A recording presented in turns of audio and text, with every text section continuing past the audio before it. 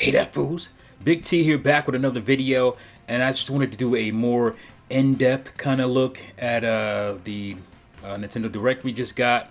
I thought it was pretty good, and I wanted to kind of give my, like I said, more in-depth kind of thoughts instead of just like, on off-the-cuff live reaction stuff.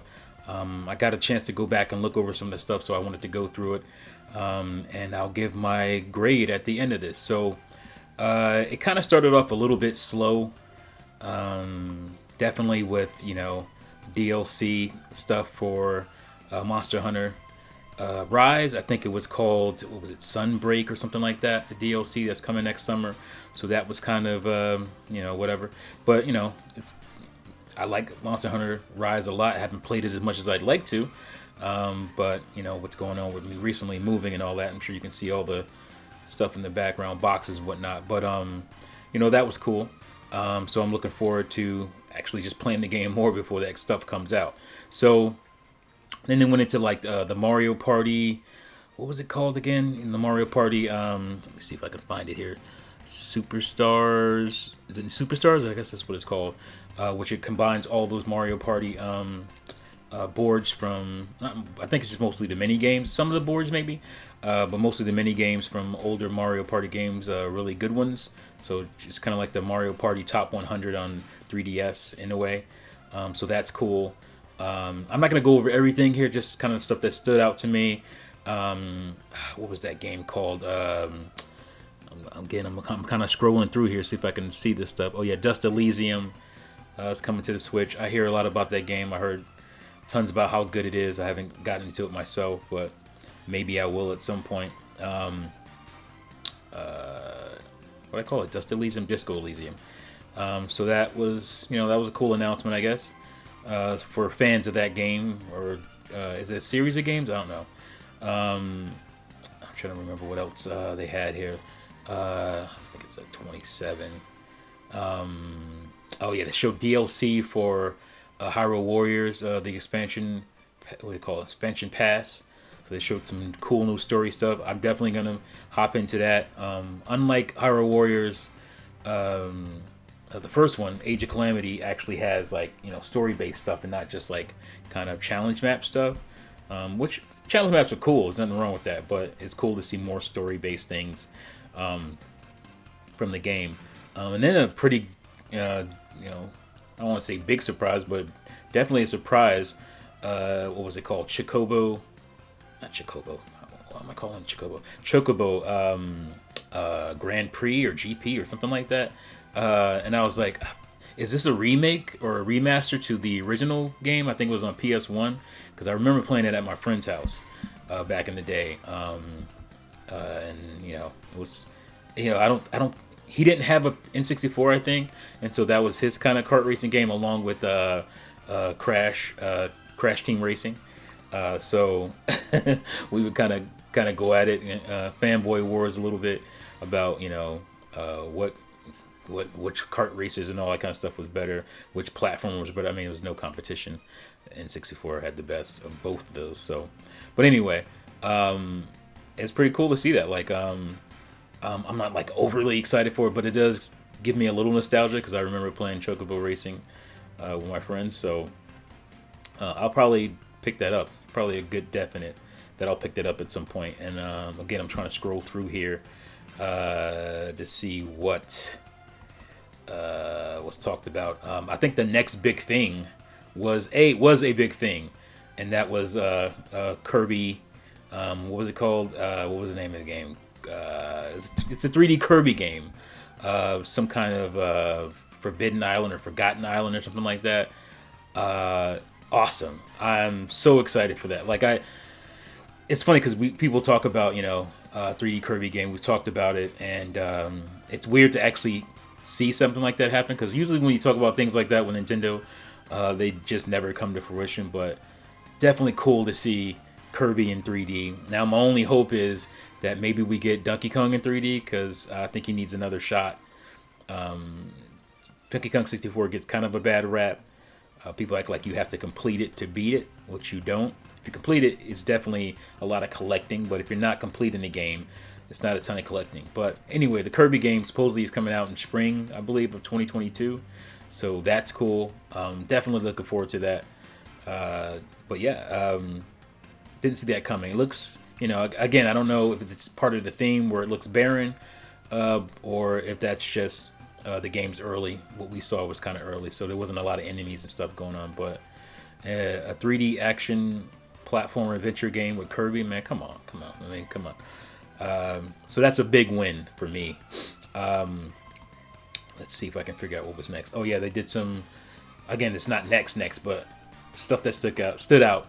Animal Crossing. A new update for that coming. They're going to do a standalone thing for that in the future. So I think it's in October, coming up here pretty soon. So that was cool. I need to really get back into Animal Crossing. I totally neglected that game. Then we got a, I guess it's a remake, not remake, but a remaster of the 3DS game, the Magical Kingdom game that came out on 3DS. I don't know much about it. It's it's for younger audiences, so I didn't really pay much attention. So, so there's that. Let's see what else. Dying Light 2, Stay Human. I almost said Stay Home. Stay Human Cloud version. I don't care about cloud versions of games on Nintendo Switch. If you got a cloud version of the game, I'm definitely not gonna buy that version. I'll just buy that game on the other console at some point. I usually come around to games at some point from series that a lot of people play. I may not play it right away, but they at least are putting the first Dying Light on Switch natively, so I'll probably get that because it's going to be in a cart. So I'm down for that, but I don't care for cloud stuff. But then we got Triangle Strategy. I'm not sure. I don't love the name. Octopath made more sense because you have the 8 characters and whatnot. And I mean, Triangle Strategy makes sense. It's kind of generic. I was hoping they do some, even like Triangle Tactics. Because that would remind me of like Final Fantasy Tactics, which I love. So, but it is what it is. Triangle Strategy. It looks gorgeous. It looks just as beautiful, if not more beautiful than Octopath Traveler. So, definitely looking forward to this. Hopefully they'll do another crazy special edition that I can spend way too much money on, like I did with Octopath. So we'll see with that. Then they showed us some more of Dread. Some of the stuff was like a mixture of what we've already seen before. And I know a lot of people had their eyes closed during this part. But it didn't really give anything away, I don't think. Just showed some of the areas and whatnot. They didn't really show a lot of the areas, but they showed the names and whatnot, boss fights and all that. So that's cool. And then they got into another big information drop, and that was Nintendo Switch Online Plus expansion pack. So they're expanding Switch Online service, and they're adding N64 and Sega Genesis, which is kind of mind-boggling because I just thought a lot of these companies are content just doing their kind of collection carts or collection discs and just putting a bunch of games in a collection and selling them that way, and they probably make more money that way. I don't know, but I'm sure there's some incentive with Nintendo partnering with the Sega to make this happen, and obviously N64 games. And the other thing is that they're going to be online, so you're going to have online multiplayer with Super Mario 64 and Star Fox. I mean, that's cool. That's my favorite thing about it. I saw some people's reaction to it, but I haven't seen a lot of people talk about that part of it. But that's the coolest thing to me. That's the thing that would make me, kind of grin and bear it, even if the price is a little bit steeper than I would think it would be, or would like it to be. And that's another thing. They didn't show the price. I think they didn't want to bring the mood down. They just wanted to say, hey, here's N64. But they did show the price of the controllers. Now, I'm a little bit bothered by $50 for the N64 controller, but again, I'm a N64 nutbag, so I'll pay that for N64 controller. But I think it's still a hard pill to swallow. I think it should be $35 at the most, maybe $40. But it's a wireless N64 controller. And again, I'm going to be playing games online, N64 games online. Oh, F-Zero I don't know if they showed F-Zero. Well, they didn't really show what was going to be online, but I just assumed that that first batch of games, if it's a multiplayer game, it's probably going to be online. So to be able to play F-Zero X online, I mean, that's what we wanted. We wanted that for so long, but we finally got it. We wanted it with GX mostly, but X is like right there for me as my favorite F-Zero game. So very cool, very cool. But the price of the Sega Genesis controller being $50 seems just way too steep. It's a D-pad 3-button controller. Like a 3-action button controller. That seems kind of steep. I don't know why didn't they go with the 6-button pad to future-proof the thing, but it is what it is. But it is kind of weird to have Nintendo basically selling a box that says Nintendo Switch on it, but it has a Sega Genesis controller. That if you're if you're old school like me, that's just kind of crazy. So maybe just even the novelty of that will make me say, oh, just buy it. Like I don't want to. I think the price is a little steep, but I'll probably just cave anyway. But they showed like Mario Tennis, and that Mario Tennis I would love to play online over the current one that we have for Switch. But like I said, they didn't show the prices and whatnot. But hopefully it's not anything crazy. I think $30 is fine. I don't think they should go any more than that. But you don't know when Nintendo can do whatever they want, and people just And I'm part of it, and I'm just saying I'm not acting like I'm not, because like I said, I'm gonna get that N64 controller, even though I don't like the price of it. But then they showed like Shadowrunner. I think it's called Shadowrunner, right? But the next cool thing for me was the collection of Castlevania games for Game Boy Advance, Circle of Moon, and all that kind of stuff. So that's cool. I think they also added in Dracula's Curse to it from Super Nintendo. So that was cool. And the next big thing after that was ActRaiser Remastered, or whatever they're calling it. I don't remember. It's right here. ActRaiser Renaissance. So it's the same game, new visuals. I think they added some stuff to it too, like some overworld stuff, which is pretty cool. ActRaiser is one of my favorite Super Nintendo games. So to see it come back is pretty cool. I will say that's what I will say about this Direct is that it was definitely in many ways a core Nintendo fan, or just a core gamer Direct, where you had obviously you have Super Nintendo. You have Super Nintendo games coming back remastered, like ActRaiser and whatnot, but you have like Kirby coming, which is a Kirby game that we all wanted, which it be in 3D.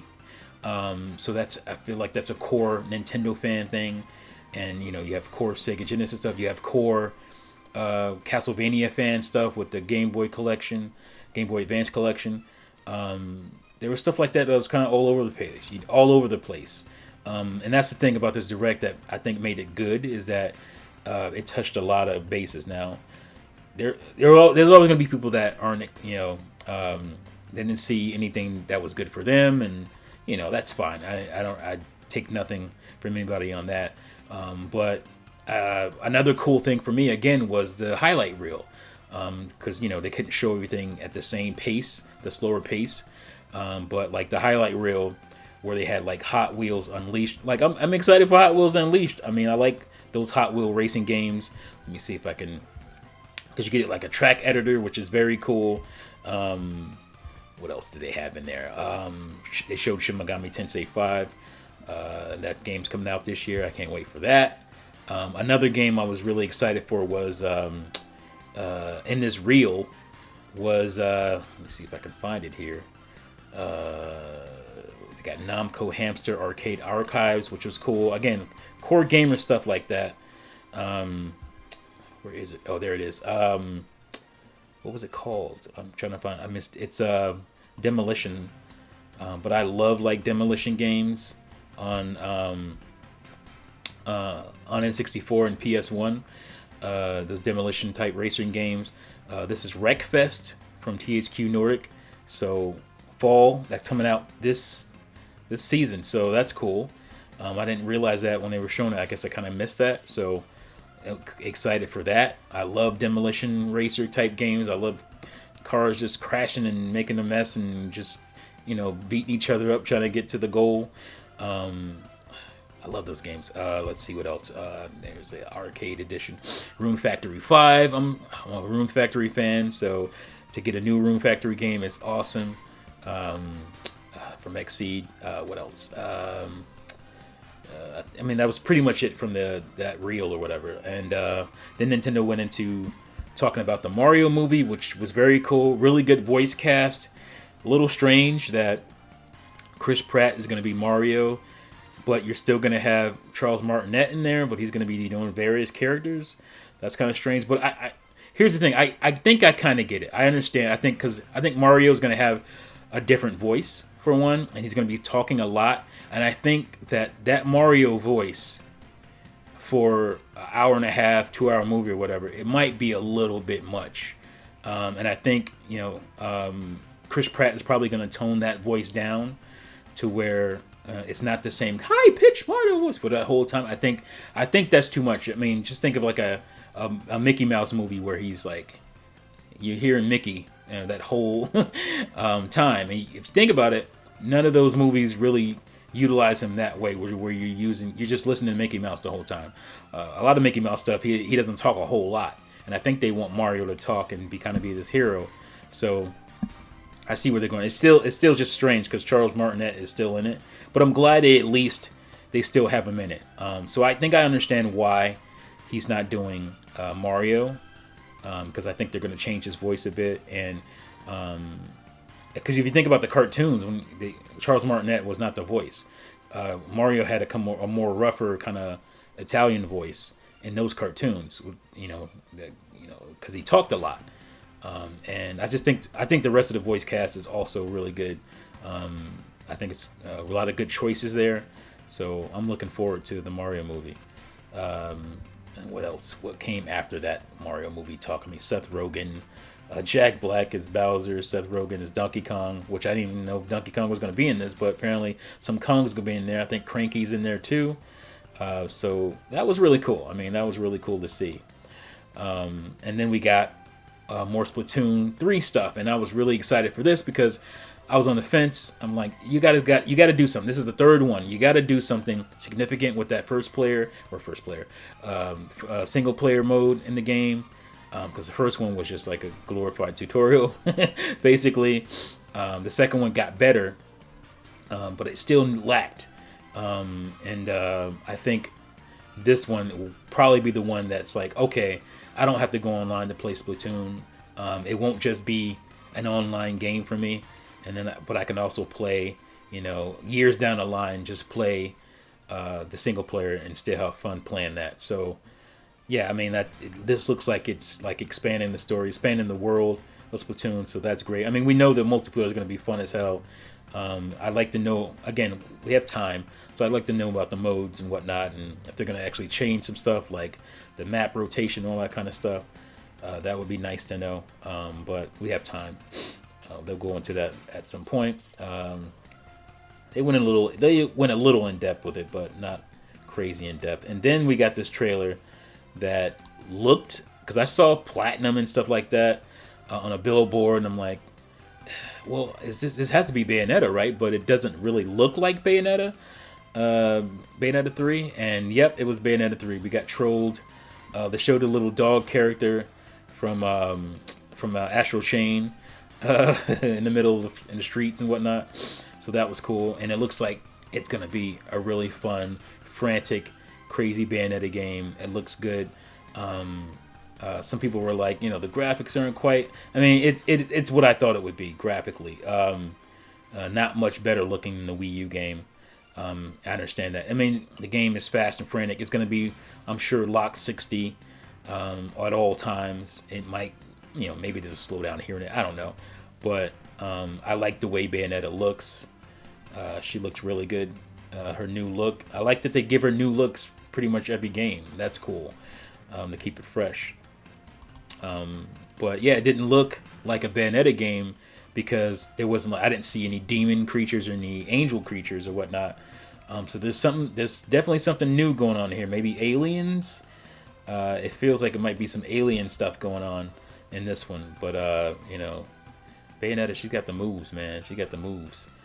She looked great doing her little conjuring. It looks like you're going to be actually fighting with your conjured beast and whatnot. So it's not just you turn into the beast and that's it. You fight as that. It looks like she can summon them and still kind of do her own thing. It looked that way. I don't know if that's the case, but it was great to finally see Bayonetta 3. Finally, and it looks great. I hope to see some more of it soon. But you know, we can all breathe a sigh of relief because there was a lot of worry about if this game was ever going to come out. If it was under some crazy development issues. I'm sure they had some development issues. No company, no studio wants to talk about that. But it looked really cool. It looked good. And I'm excited to finally get it in 2022. So they locked the year at least, 2022. So I'm looking forward to that. It should be a pretty decent year. With now we have locked. Well, I want to say locked, but it looks like you know, at least time frames for Breath of the Wild 2, whatever it's going to be called. Bayonetta 3 is finally going to come out. Some good stuff dropping next year, and it's going to be another really good year for gaming. So looking forward to that. But yeah, that's pretty much it that I wanted to go in depth with. Like I said, I'm going to give it a grade. My grade is a good solid B. It just needed that. It needed one more thing, I think. One more kind of big unannounced game. You know, maybe a storied Nintendo franchise type of game like a Mario. A Donkey Kong would have definitely put it over. A Yoshi game, even like a 3D Yoshi game like Croc was going to be. Something like that. But I think, you know, a B is a pretty good grade. Like I said, this Direct seemed like it covered a lot of bases, and I felt like it was a core Nintendo fan Direct, which is something I've been clamoring for Switch. This is what I've been whining about.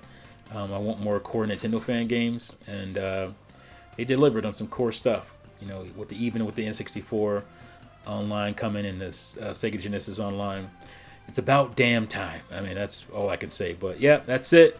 Those are my impressions. Like I said, I give it a B.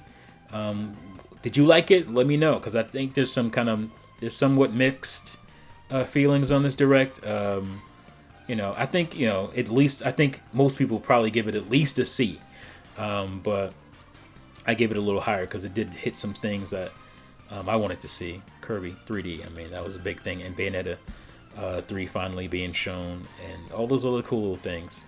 Even the Demolition game, Wreckfest. That was a good thing for me. ActRaiser. I mean, there was some good stuff in there. So, yep, that's it for this video. Thank you guys for watching and listening. Let me know what you think about the Direct. Was it satisfying? Not satisfying? Let me know in the comments below. Thank you again for watching and listening. And now, see you fools next time. Peace out.